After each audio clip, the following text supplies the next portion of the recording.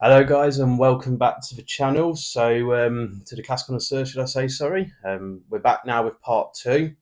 I hope you actually enjoyed the first video, which was the Daisi 3-year-old. I mean, my first ever brandy I've ever sampled, and it was wow. I hope it don't stop him drinking. Well, actually, I do hope it stops him drinking whiskey Yes, to be cheaper. to be cheaper, that's it.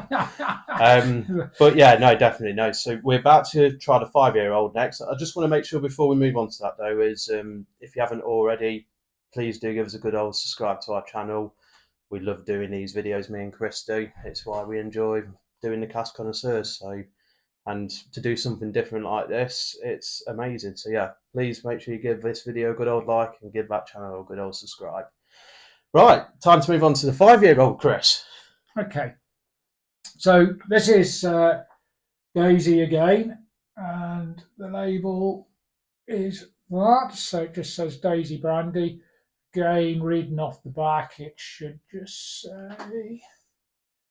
It doesn't actually. Yeah, it's Bolero and Company, who are based in Tbilisi. I think that's how you pronounce the capital of Georgia. Okay. And their website is bolero.ge if anybody wants to look it up and find out more. The first thing you notice about this compared to the 3-year-old is we've gone up a bit in colour. If I was just going to say, you should. I think that's showing it. So we're darker in colour. We're darker in colour, definitely. And that definitely indicates a longer period in the barrel. Yeah. And the other thing with this 5-year-old is it's the website says it's Iberian oak. Yeah. So let's have a go, because if this is better than the 3-year-old, because that is a challenge. I mean, my mind's already been blown away by this 3-year-old. Yeah, that has gone up a step. This time round, I'm not going to mention anything on nose until you've had a go, and we'll see if we compare notes. That's definitely gone up a step. I know what isn't there that was in the other bottle, the 3-year-old bottle. Let's just give it a bit of a swirl, just in case it's not. It should be okay, but it might not be happy.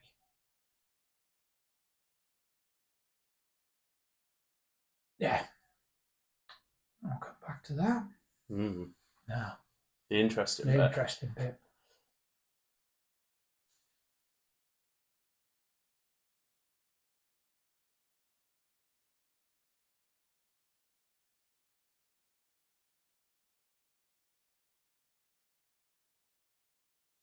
Silence is key, as they say. Definitely up a step. That's all I'll say for now. Let's see what Luke makes of it. So definitely can tell the colour comparison. You know, it's almost like a golden ale, that one, when you look at it from here. Ooh, that's gone up a notch. I tell you what, okay, I'm getting caramel. Oh yeah, a lot of caramel. Yeah. The other thing that's gone is that sharpness. That sharpness has gone. Yeah, that's gone. This is much. I mean, what's the other one was possibly to me the 3-year-old was probably a wee bit too sweet, and the sweetness was the bit that melded the flavours together. This has moved from sweetness to caramel. It's melded all the flavours together. And I'd even go further than caramel and go into like toffee, sticky toffee pudding right there. Bit of custard. I tell you what, I know what words I could be saying right now, but I can't say them on this channel. But that is blinking good. We can use the word blinking, I think. Yeah, we can use the word blinking. Oh, I can't wait to taste this.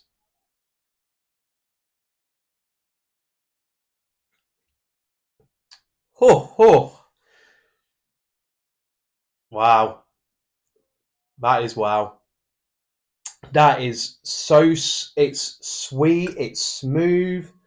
That caramel just, it develops from the aroma to the palate. it's almost like walking into a chocolate shop. Literally, it's just chocolate, Cadbury's Dairy Milk going on, bit of Mars, Galaxy, even. I tell you what,